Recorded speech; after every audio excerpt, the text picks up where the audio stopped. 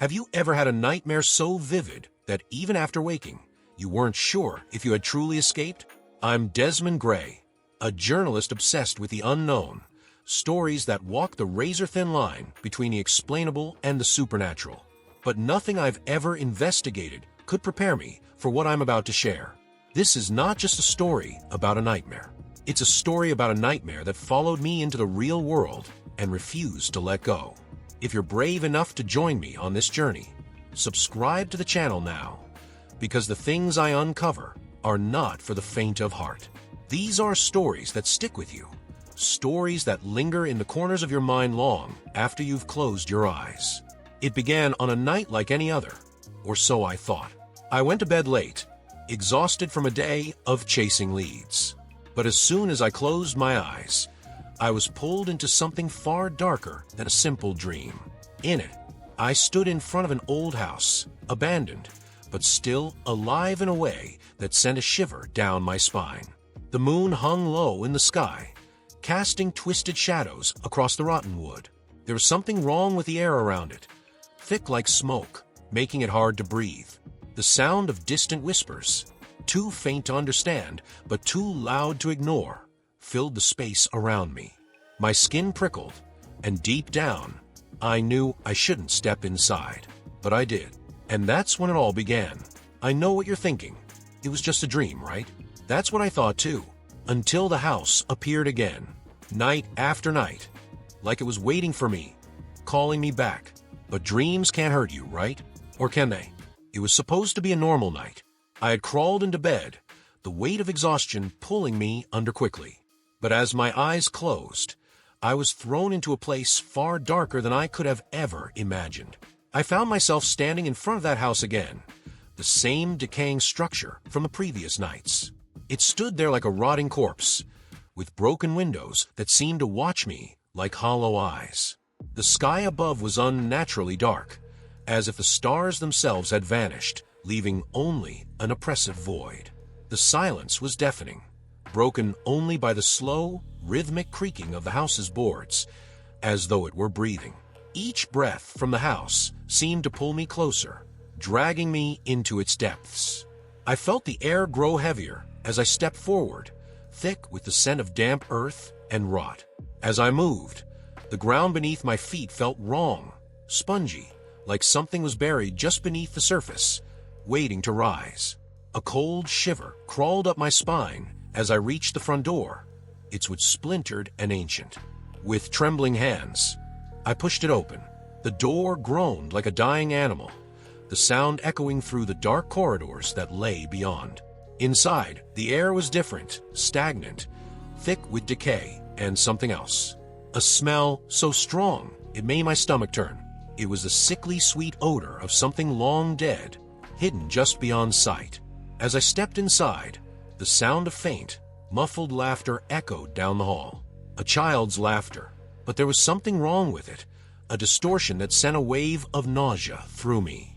The walls seemed to close in as I walked, the hallway impossibly long, lined with decaying wallpaper that peeled like dead skin. Shadows danced in the corners of my vision, always just out of reach, flickering like something alive but unseen. My footsteps were the only real sound, each one amplified in the suffocating silence. And then, as I approached the end of the hall, the laughter stopped. The sudden absence of sound was worse than the noise itself. My heart pounded in my chest as I reached a door that was barely hanging on its hinges. A dim light seeped from underneath, flickering like a dying flame. I could feel a presence behind the door waiting. My hand hovered over the doorknob, and for a brief moment, I considered turning back. But something inside me, curiosity, fear, maybe something more sinister, compelled me to push the door open. The light flickered, revealing a room bathed in shadow. In the center of the room, on a worn-out bed, sat a small figure, hunched over. The child. Its back was to me, motionless, yet I could feel its eyes on me, burning into my skin. My breath caught in my throat as the figure slowly began to turn its head. But what I saw wasn't the face of a child. It was a hollow, black void, a gaping emptiness where its eyes should have been. A scream caught in my throat, but no sound came out. The figure stood, its form shifting, elongating, growing darker. The room began to close in around me, the shadows twisting into grotesque shapes. I tried to move, to escape, but my feet were glued to the floor. The figure reached out, its fingers impossibly long and skeletal, reaching for me. And just as its hand was about to touch me, I jolted awake, drenched in cold sweat. But as I sat up in bed, gasping for air, something was wrong. The faint sound of that twisted laughter still echoed in the room. It wasn't just a dream. Something had followed me back. The following nights were worse. Every time I closed my eyes, I was pulled back into that same house, as if it had become a part of me, an extension of my mind. But each time I returned, something new awaited me. Something darker, something more twisted. The house seemed to change its shape, like it was alive and feeding on my fear. The walls, once decayed and crumbling, now pulsed with a sickly rhythm, like they had a heartbeat of their own. The floorboards creaked beneath my feet, not from age, but from something moving just beneath them. Every step I took felt like I was walking on the surface of a grave, and I couldn't shake the feeling that something was waiting to pull me under. I began to notice small, unsettling changes that should have been impossible. Objects in the house would shift when I wasn't looking. I would turn my head for just a moment, and when I looked back, a chair would be facing a different direction, or a mirror would appear where there had been none before. But it wasn't just objects. The shadows. Oh, the shadows had a life of their own. At first, they clung to the corners of the rooms, almost hesitant, as if they were watching me from a distance. But with each dream, they grew bolder, inching closer, warping into shapes that defied explanation. One night, I swore I saw the shadow of a figure standing directly behind me, though when I turned, there was nothing, or at least, nothing I could see. The oppressive sense of being watched became unbearable. No matter where I was in the house, I could feel eyes on me, tracking my every movement, though there was never anyone there. The air was suffocating, thick with the smell of mildew and something else, something coppery, metallic, like the scent of blood lingering just out of reach. It clung to the back of my throat, making it hard to breathe, as if the very house was trying to choke the life out of me.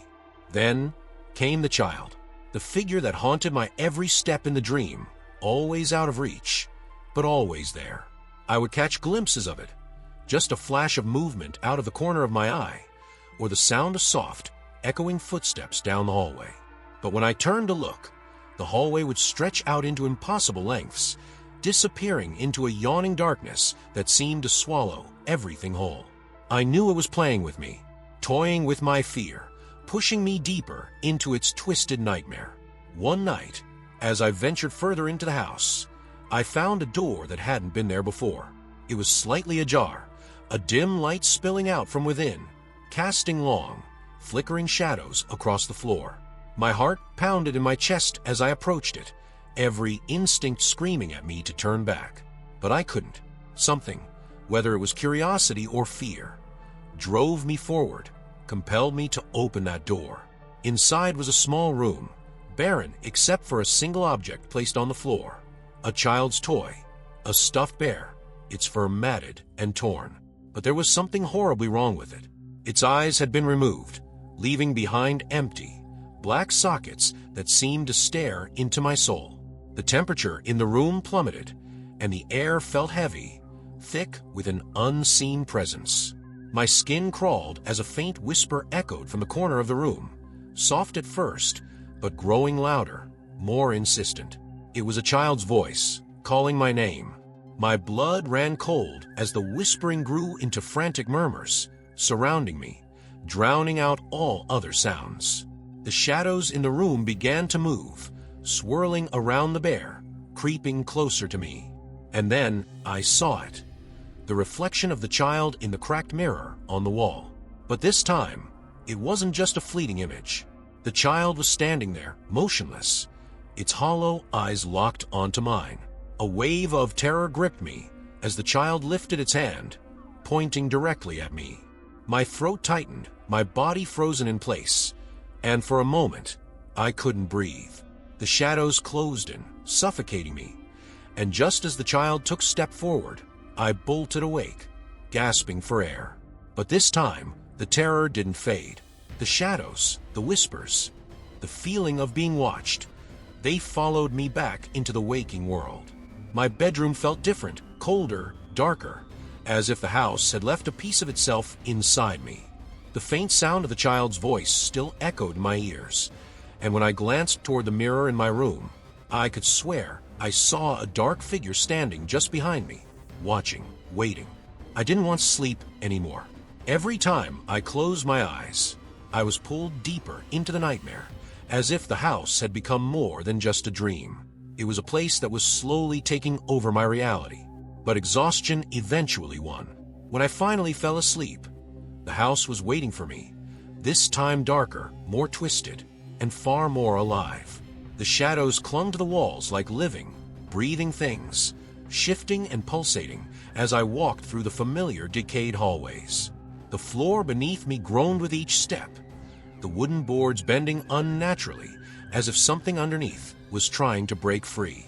The air was colder this time, biting at my skin, and the faint smell of rot was now overpowering.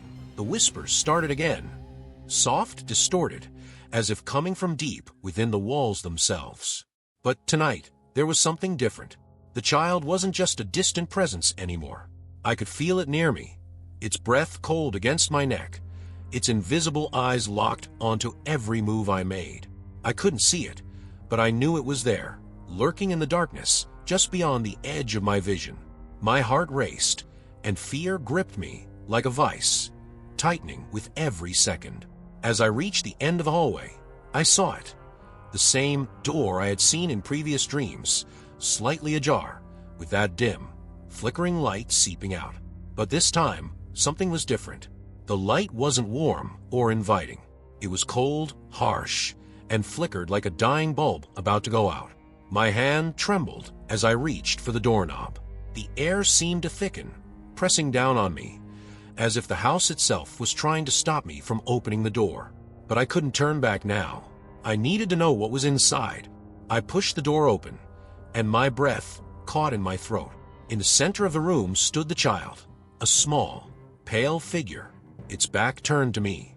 The room was devoid of furniture, save for a single, broken mirror that hung crooked on the far wall. The reflection in the mirror was wrong. It didn't show the room as it was. Instead, it revealed a twisted, decaying version of reality, where the walls were crawling with something dark and alive, and the floor was covered in black, inky liquid. But what truly froze my blood was the reflection of the child. Though its back was to me in the room, in the mirror, its face was staring directly at me. The child's face was hollow, devoid of any human features. Its eyes were empty, black voids that seemed to pull me in, drawing me closer to the edge of madness. The room grew colder, and my breath came out in sharp, shallow gasps. I wanted to scream, but my voice caught in my throat, paralyzed by the overwhelming sense of dread. Slowly, the child in the room began to turn around, mirroring the movement of its reflection. As it did, the shadows in the room shifted, crawling up the walls, twisting into grotesque shapes that seemed to writhe and pulse as if they were alive. When the child finally faced me, I felt my knees go weak. Its face was even more horrifying up close, a blank canvas of pale skin, stretched too tight over its small skull, and those eyes, those empty, hollow eyes that seemed to see everything. The child raised its hand, pointing directly at me, and I felt the room close in around me. The walls seemed to pulse, breathing in time with my racing heart, as the temperature plummeted further, making my skin ache from the cold. I tried to move, to run, but my feet were glued to the floor. It was as if the shadows themselves had wrapped around my ankles, trapping me in place. The child took a step toward me, its hands still outstretched, the air growing heavier with each passing second. I could feel the weight of its gaze, even without eyes, pressing down on me like a suffocating blanket. My mind screamed at me to wake up, to escape, but my body refused to respond. Then, suddenly, the child's mouth opened.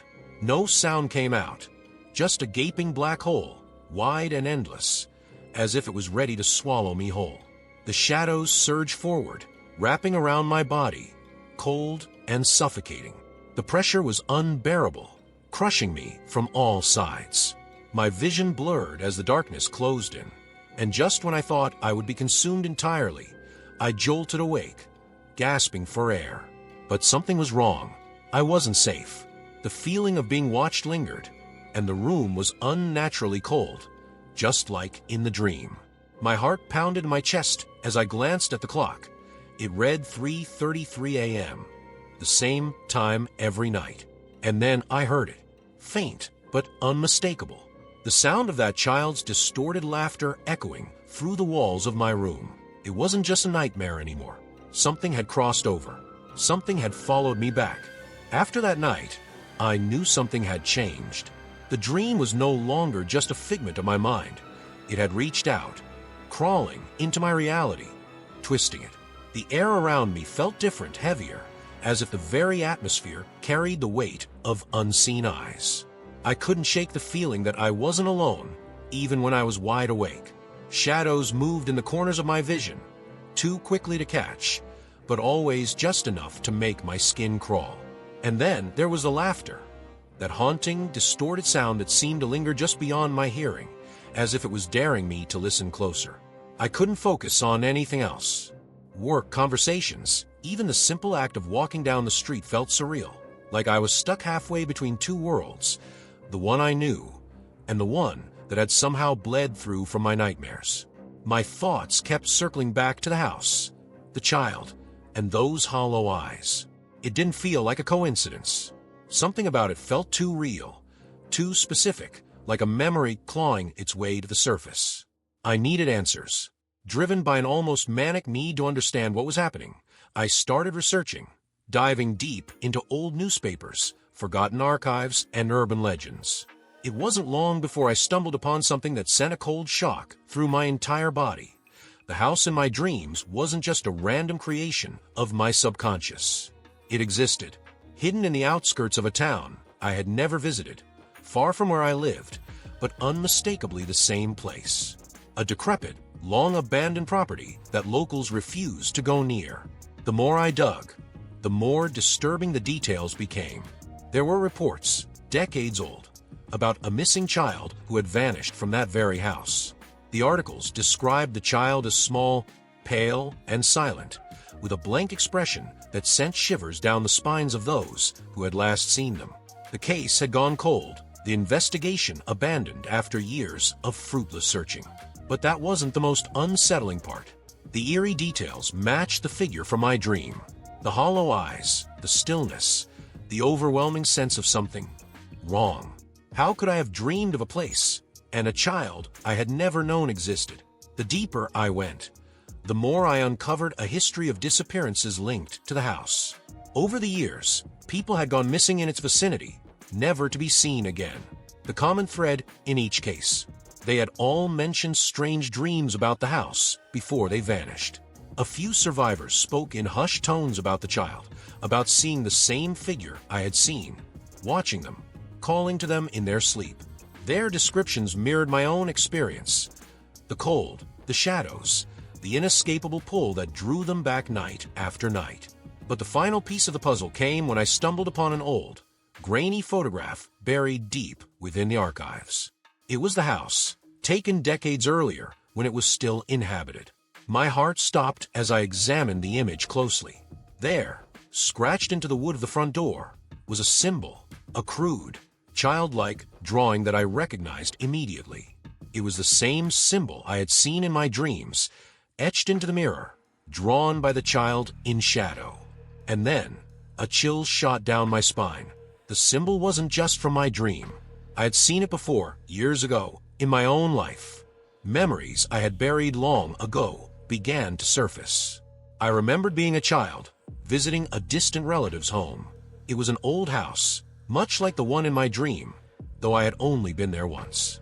But in the corner of one of the rooms, I had found the same symbol, scratched into the floorboards, faded with age.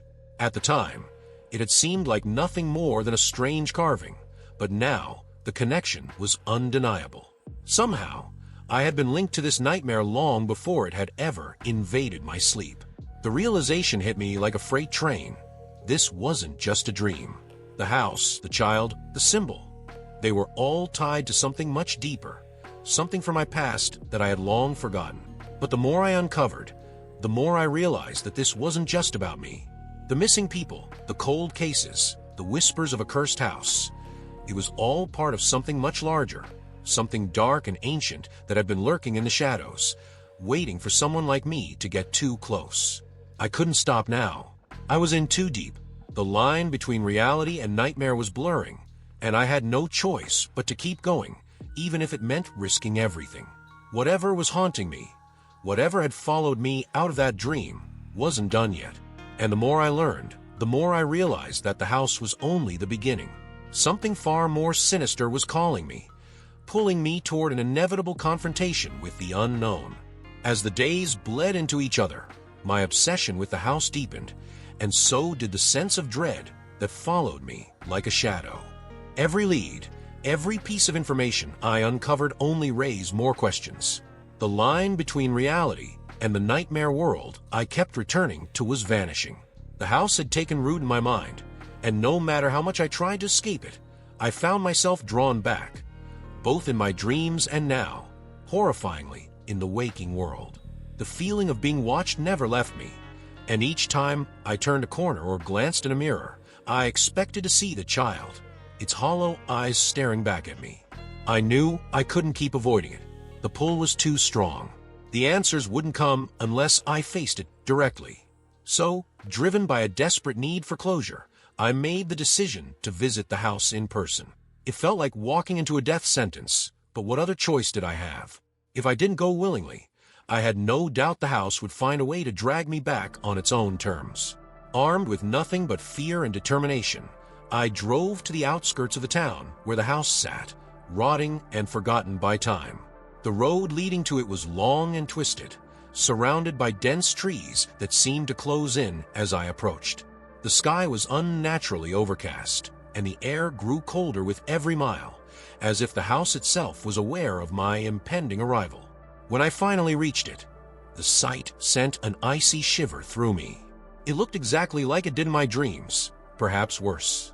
The house loomed before me, its windows dark and empty, like gaping mouths waiting to swallow me whole. The front door, barely hanging on its hinges, creaked ominously in the wind. The silence around the house was unnerving.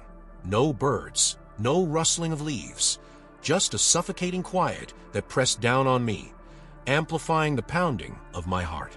I stood frozen at the edge of the property, staring at the twisted structure, every instinct in my body screaming at me to turn back. But I couldn't. I had to know the truth. As I stepped across the threshold, the air shifted. It was subtle at first, but undeniable. The temperature dropped even further, and the heavy scent of decay filled my lungs, stronger than ever before. The same smell I had breathed in during my dreams. My footsteps echoed unnaturally in the emptiness, as though the house itself was aware of my presence, waiting for the right moment to strike. The walls were peeling, the floorboards groaning under my weight, and yet everything felt too familiar, like I had walked this path 100 times before. As I ventured deeper into the house, I encountered someone I hadn't expected, an old man named Arthur, the only other person who dared come near the cursed property.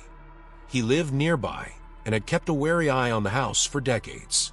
His face was etched with lines of fear and sorrow, and his voice trembled as he recounted his own experiences with the house.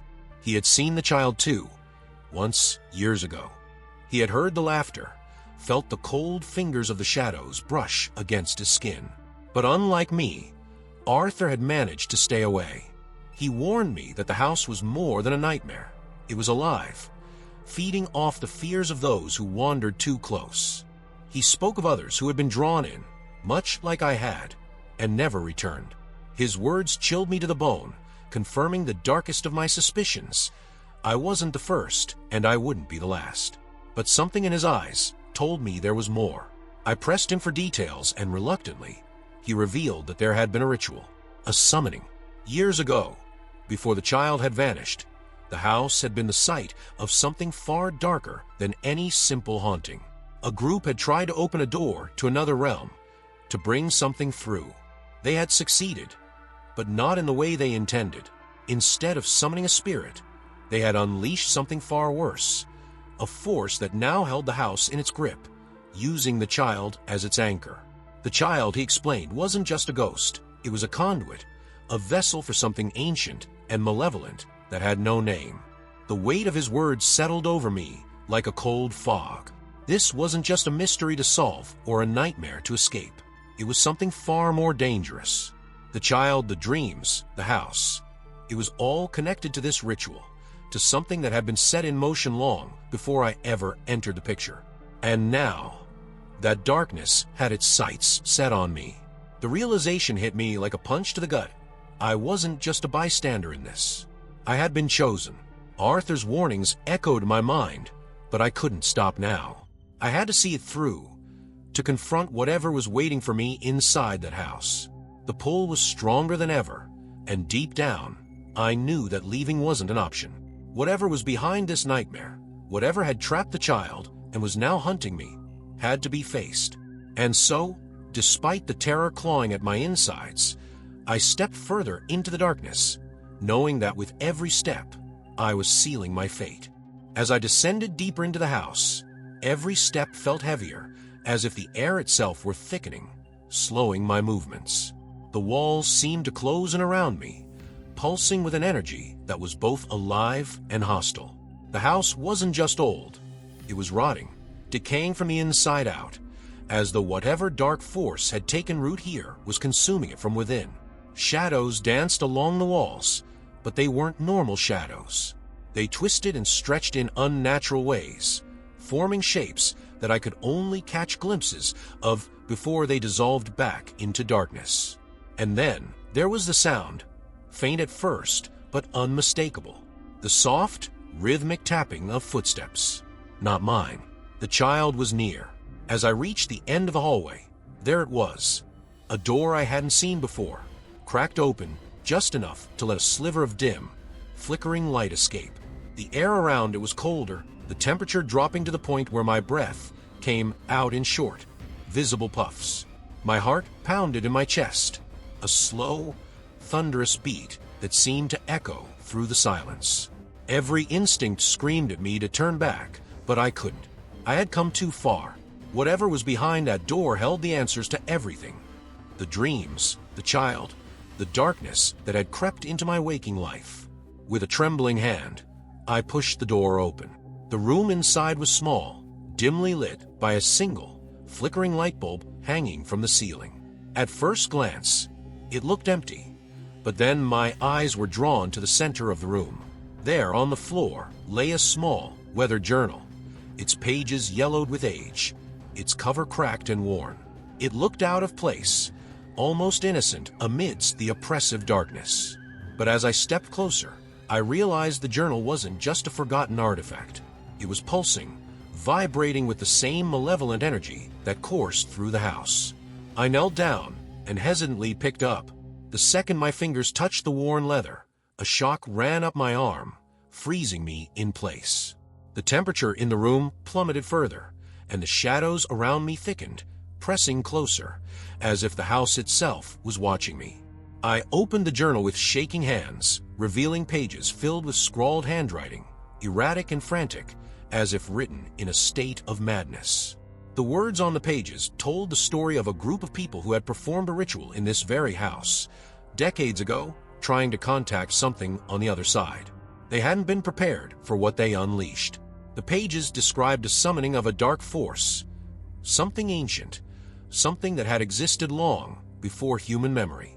But instead of controlling it, they had lost control, and it had latched onto the child, using them as a gateway between worlds. The more I read, the more the pieces began to fit together. The child I had seen, the one that haunted my dreams, wasn't just a victim. They were the vessel for this dark force, trapped between worlds, used as a tool for something far more sinister. The journal spoke of nightmares bleeding into reality, of those who dared enter the house being drawn into the child's realm, into the nightmare itself. And then, at the bottom of the page, I saw it. The symbol. The same crude, childlike drawing I had seen in my dreams, scratched into the door of the house, even from my own past. But this time, there was more. A warning, hastily scrawled beside it. Asterisk, do not look into the child's eyes. They see more than you know. My blood ran cold as I read the words. The room seemed to grow darker, the shadows pressing in on me, suffocating. And then, without warning, the flickering light went out. I was plunged into complete darkness. For a moment, I stood frozen, paralyzed by fear. My breath came in short, panic gasps, and I could feel my heart hammering against my ribs. The silence was deafening, the only sound my own labored breathing. But then, I heard it, that familiar, twisted laughter. I turned slowly, knowing what was waiting for me. And there, standing in the doorway, illuminated by nothing but the faint glow of the shadows, was the child. Its small, pale form was barely visible, but those hollow eyes, they gleamed in the darkness, black and endless. I remembered the warning from the journal, but it was too late. My gaze was drawn to them, as if they had a gravity of their own. The moment I looked into the child's eyes, everything changed. The world around me seemed to shift, the walls warping and twisting into grotesque shapes.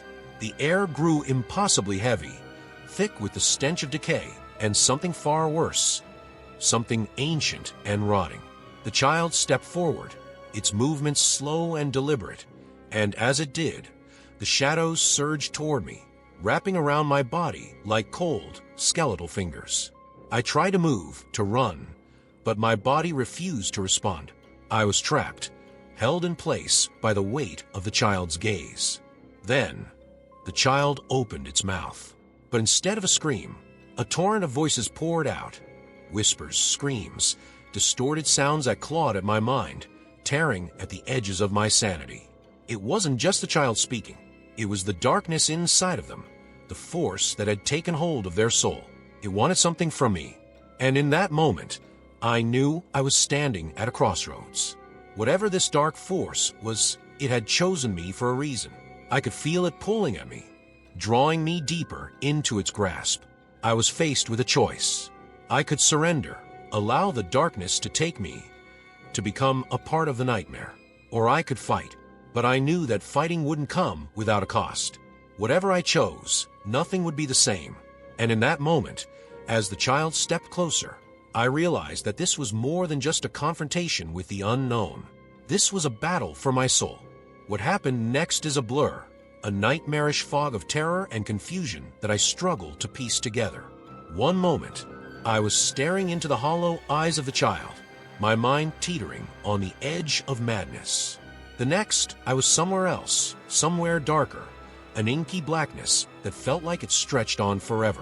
I could hear the whispers swirling around me, pulling me deeper, but I couldn't see anything. My body felt weightless, as though I was floating in the void. The air was thick with the same cold dread I had felt in the house, but now it was everywhere, pressing down on me from all sides. My thoughts were jumbled, fragmented. I couldn't tell if I was still dreaming or if the nightmare had finally swallowed me whole. And then suddenly I woke up, not in the house, not in the darkness, but in a hospital bed, the harsh light of the room piercing my eyes. My throat was dry, and my body ached as if I had been running for miles.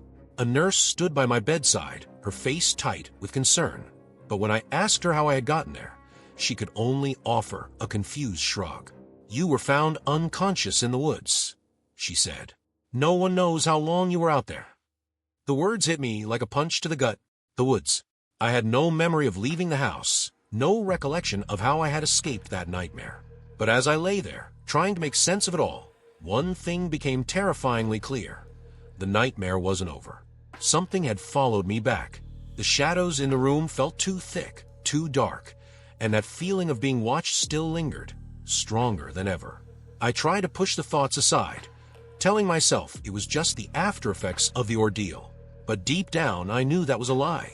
As the days passed, the strange occurrences only grew worse. At first, it was small things, objects moving on their own, whispers in the dead of night, shadows that seemed to stretch unnaturally in the corners of my vision. But then, the child began to appear again, not just in my dreams, but in the waking world. I would catch glimpses of the pale figure, standing just out of reach, always watching, waiting. Its presence was suffocating, as if the air around me grew colder whenever it was near. And no matter where I went, my apartment, the hospital, even the streets, I couldn't shake the feeling that it was following me, silently trailing my every step. One night, as I lay in bed, trying desperately to stay awake, I heard again the laughter, faint at first, almost a whisper carried on the wind, but then louder, more insistent. It echoed through my room, bouncing off the walls until it felt like the child was right there, standing at the foot of my bed. My heart raced, my skin prickled with fear, and I slowly turned my head, half expecting to see those hollow eyes staring back at me. But there was nothing, only shadows. It was then that I realized the truth. The house may have let me go, but it had left a mark. A part of it had latched onto me, refusing to let go, and now it was creeping into every corner of my life. The symbol, the one from the journal, had started appearing in the strangest places. Scratched into the wood of my bedside table, drawn in condensation on the bathroom mirror, even carved into the bark of a tree outside my window. Each time I saw it, my heart would skip a beat, and that same cold dread would wash over me, reminding me that the nightmare wasn't confined to the house anymore. It was here, with me. The more I thought about it, the more I realized that the child, the vessel, wasn't just some ghost trapped in a house. It was part of something far larger, something that was still reaching out, trying to pull me back into the darkness. And the worst part, I wasn't the only one. As I continued to research, to look for answers, I found more stories, more people who had experienced the same thing. Dreams, shadows, whispers. And they had all ended the same way. With the child, with the mark, with the disappearance. I knew then that it was only a matter of time before the house called me back, before the child returned to claim what it had started. But the question that kept gnawing at me was this: why me? What had I done to draw the attention of this ancient force? And why did the child seem so familiar? There was something I was missing, something buried deep in my past that I hadn't uncovered yet. And until I did, the nightmare would never truly end. But now, I'm asking for your help. Maybe you've heard stories like this before. Maybe you've experienced something similar. If you have, share your theories in the comments. Tell me what you think is happening, because I need answers. I need to know why this is happening to me, and more importantly, how to stop it. Before you go, make sure to subscribe, hit the like button, and turn on notifications. The story isn't over yet. I have a feeling the child will be back soon, and when it does, I'll be ready. But for now, I'm left with one burning question. Is this just the beginning? Because sometimes nightmares don't end when you wake up.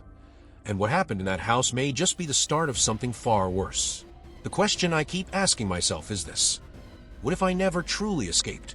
What if the child wasn't a one haunting me, but a warning of something much darker waiting just beyond the veil of sleep?